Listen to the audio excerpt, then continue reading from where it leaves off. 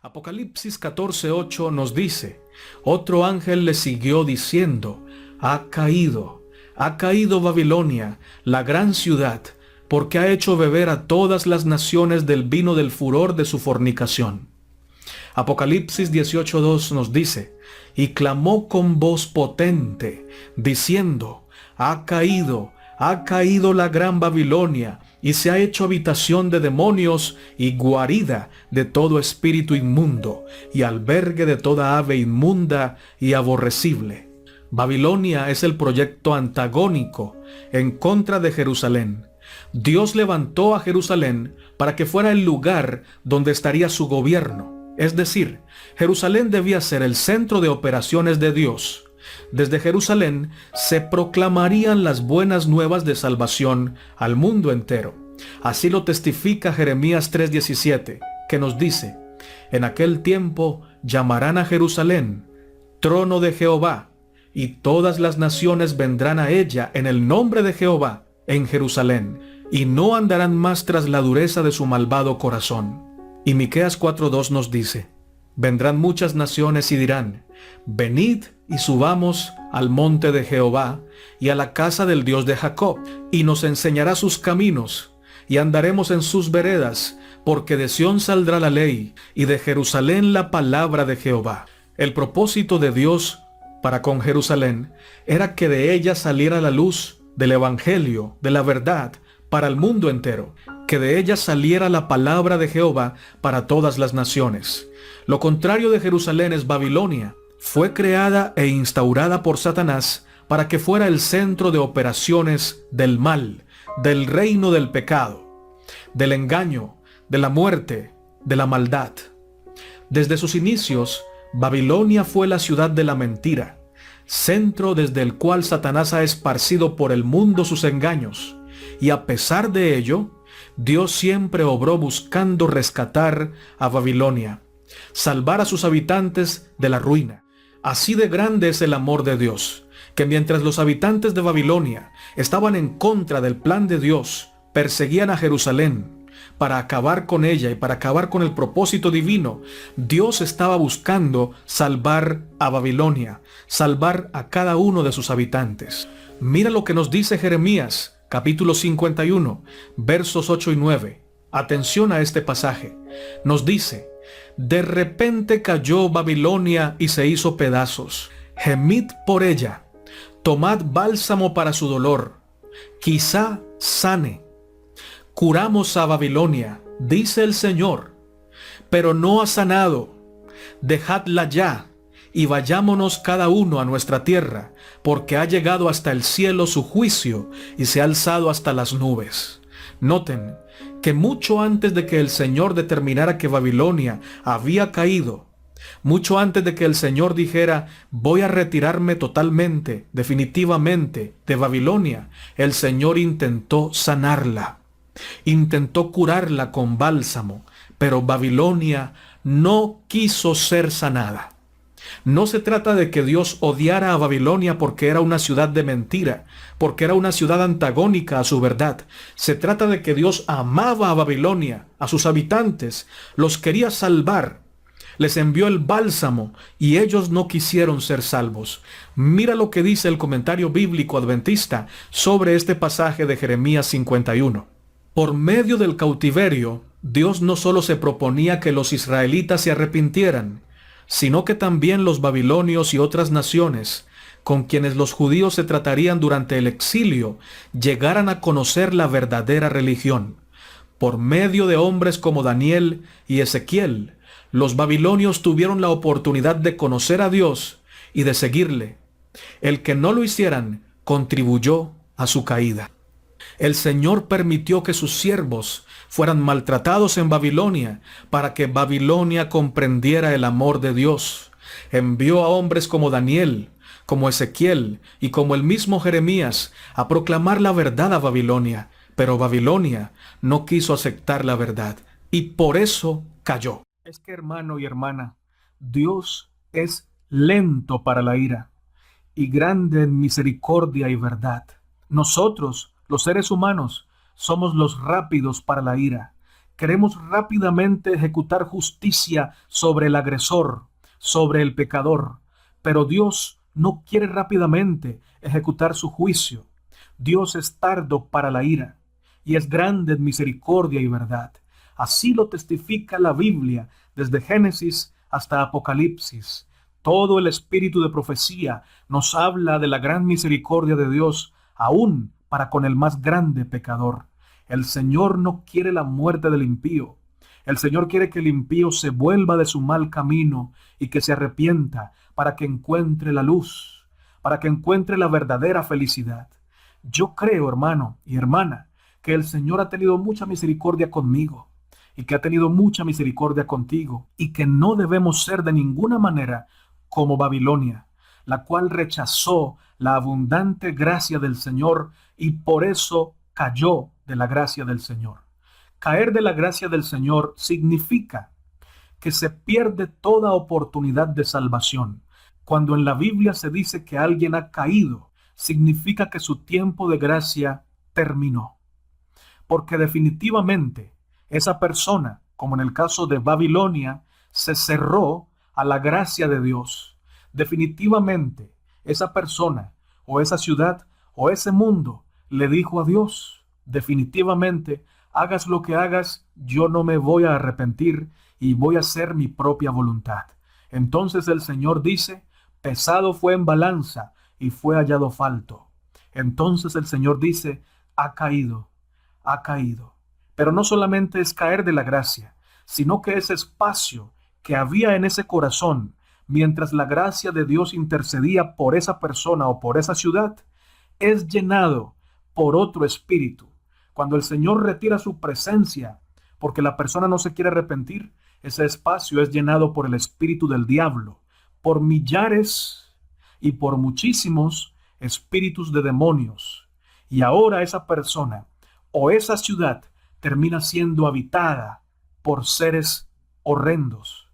Y lo que sucede en esa ciudad o en esa persona, no hay palabras para describirlo.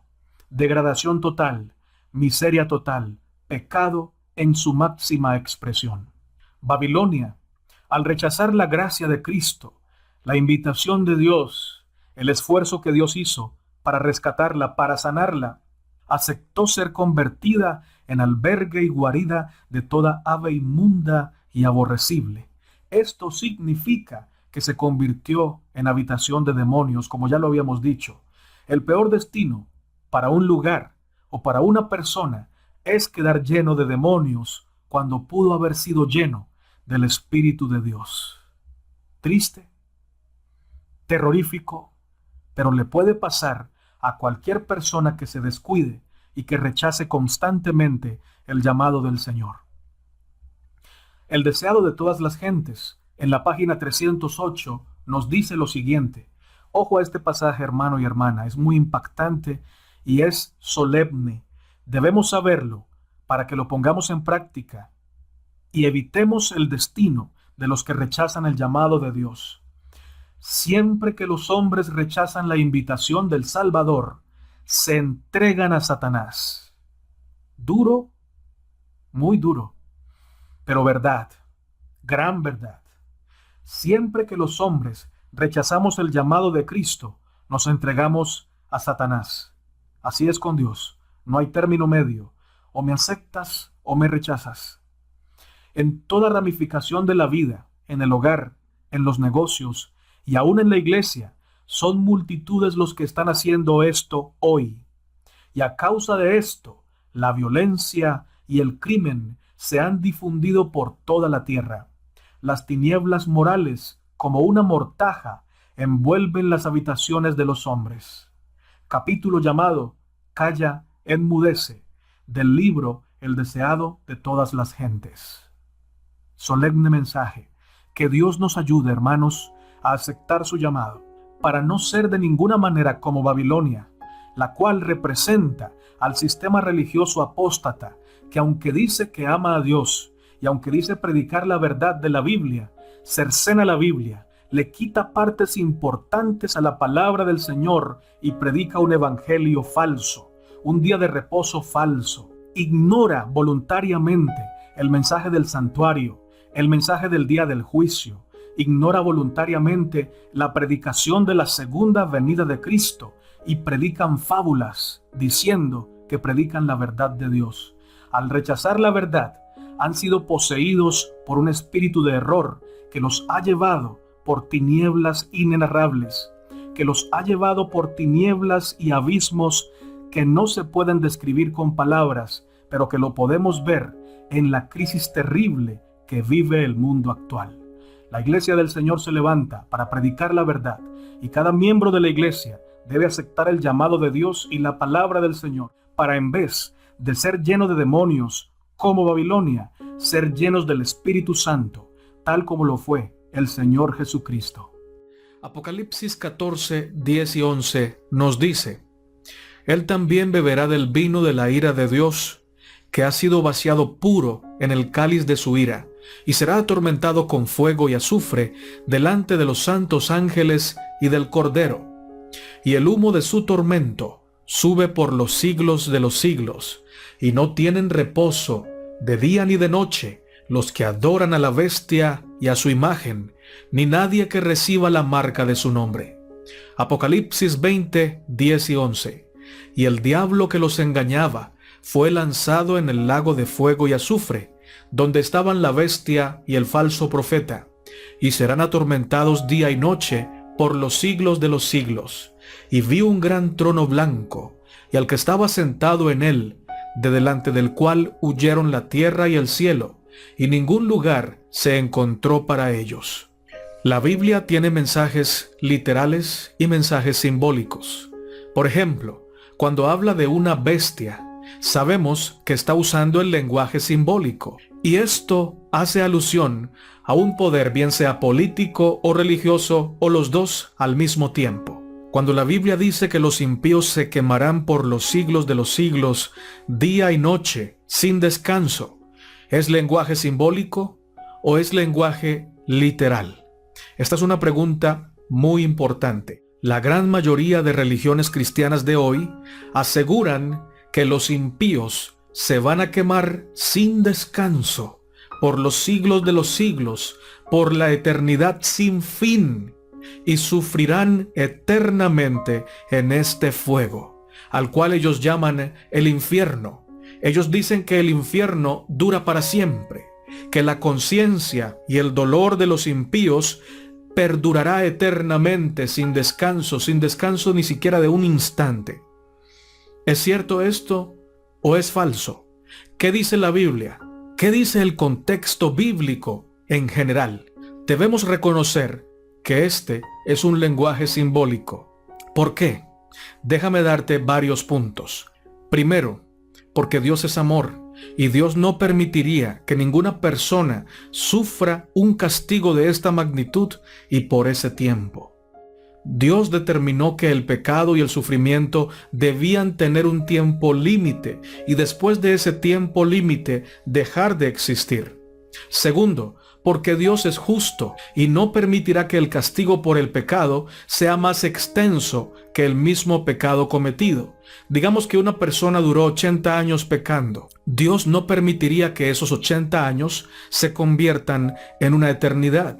O una persona que duró 10 años pecando no puede quemarse por toda la eternidad por esos 10 años de pecado. Dios es justo y pagará a cada persona según sus obras. Y las obras de los seres humanos, por más pecaminosas que sean, no alcanzan al infinito. El infinito solo es alcanzado por Dios. El pecado no puede ser infinito, el pecado es finito. Y como el pecado es finito, la culpa por el pecado también es finita, o sea, tiene fin. Y como la culpa por el pecado tiene fin, también el castigo del pecado debe tener un fin. Tercero, porque el pecado ni los pecadores duran para siempre. Lo único que dura eternamente será todo aquello que Dios ha creado de manera directa y conforme a su santo plan. Todo aquello que surgió como fruto del pecado y que se aferró al pecado tendrá que ser destruido para siempre. Solo Dios y los hijos de Dios pueden durar eternamente. porque solo en Dios hay vida eterna, y aquellos que acepten a Cristo y sean aceptados por Él como redimidos, estos tendrán vida eterna.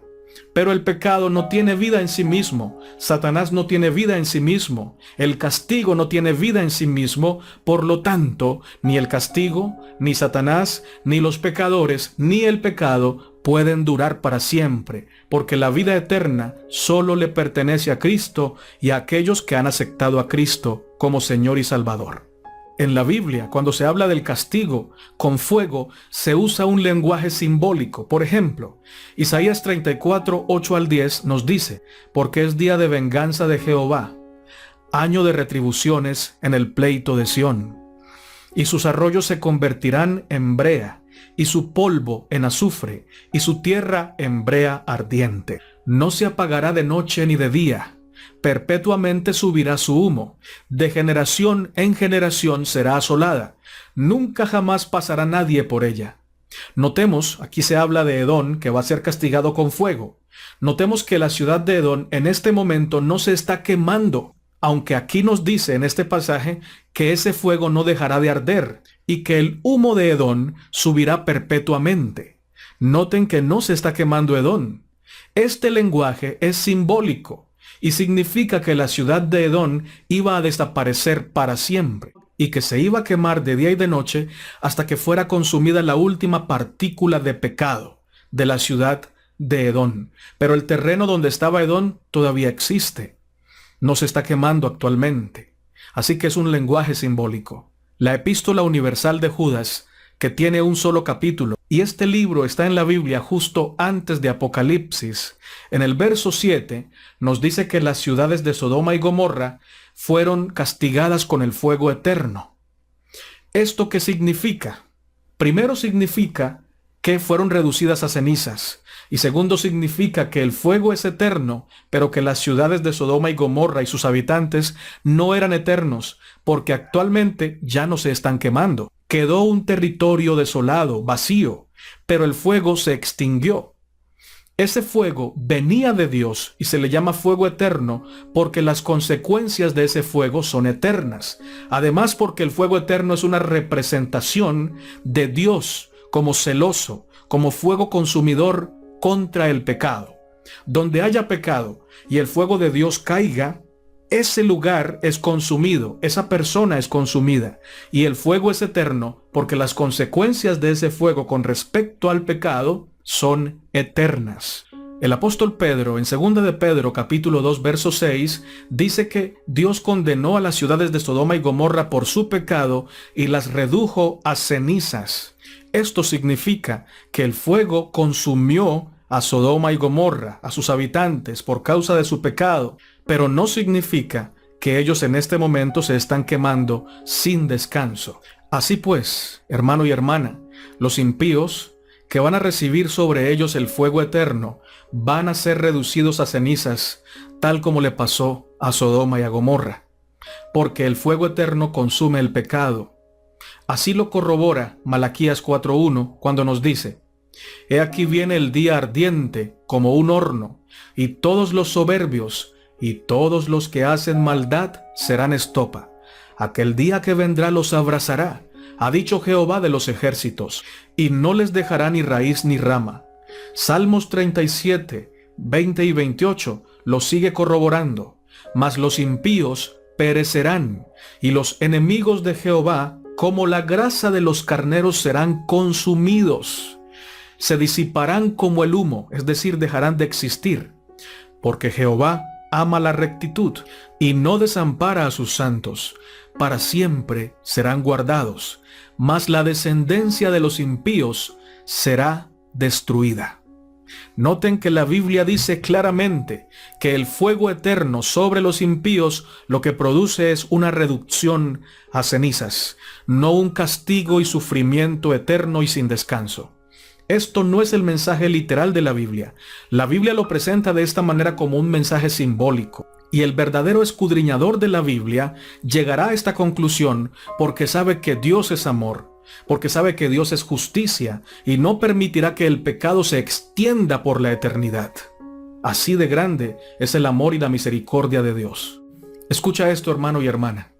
Si existiera un lugar del universo donde Satanás y sus ángeles y todos los pecadores no arrepentidos se estuvieran quemando por la eternidad, entonces el pecado de alguna manera triunfaría, porque ese lugar sería un lugar de dolor constante, de sufrimiento y de lamentos. Además, que aquellos que defienden que el infierno es eterno, aseguran que los que van a estar allí van a estar blasfemando constantemente el nombre de Dios.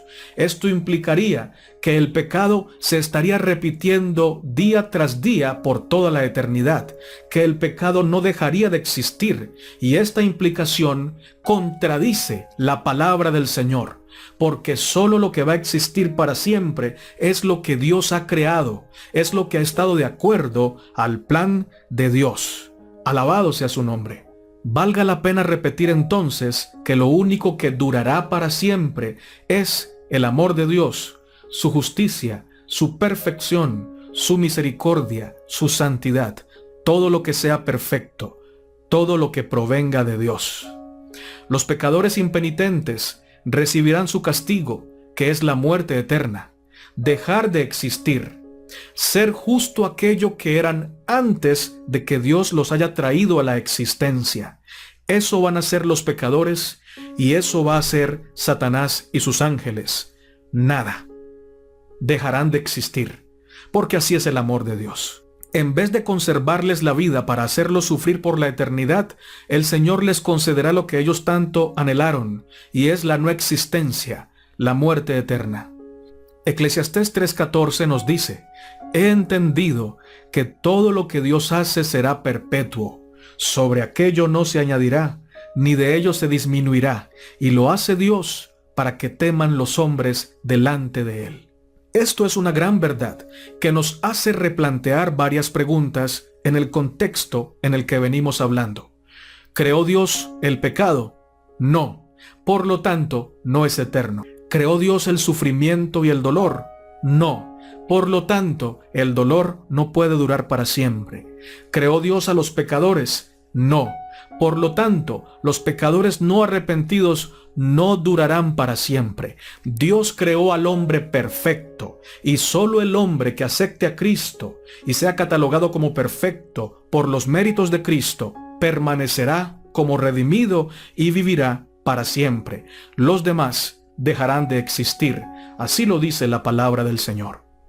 El espíritu de profecía nos dice: el fuego que consume a los impíos purifica la tierra. Desaparece todo rastro de la maldición. Ningún infierno que arda eternamente recordará a los redimidos las terribles consecuencias del pecado. Matutina Dios nos cuida, diciembre 29, bajo el título El único recuerdo del pecado. Salmo 37, verso 37 y 38 nos dice: considera al íntegro y mira al justo, porque hay un final dichoso para el hombre de paz. Mas los transgresores serán todos a una destruidos. La posteridad de los impíos será extinguida. Esto es lo que dice la Biblia. Dejarán de existir, y sobre esto no se debe añadir ni se le debe quitar.